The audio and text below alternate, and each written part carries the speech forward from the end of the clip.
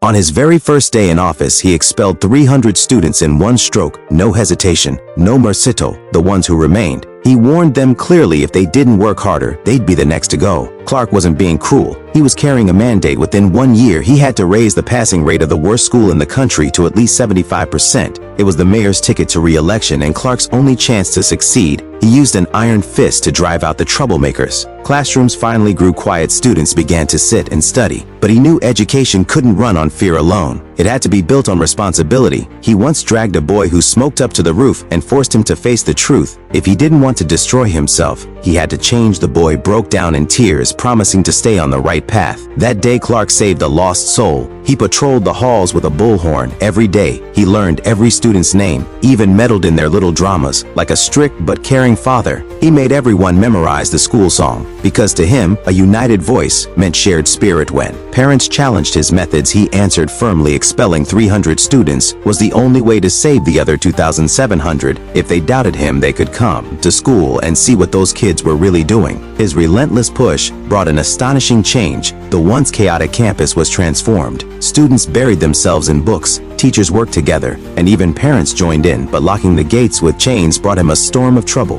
The mayor and parent leaders moved to force him out, even had him arrested on a charge of breaking fire codes at the height of the crisis. The students stood up on their own. They declared that Clark was the only father figure they had. Without him, they would not be who they were. Finally, the test results came in. The entire school had passed. The cheers shook the walls. Clark raised his head proudly and said, "The true power of education is turning a wasteland into a field of 10,000 flowers in bloom."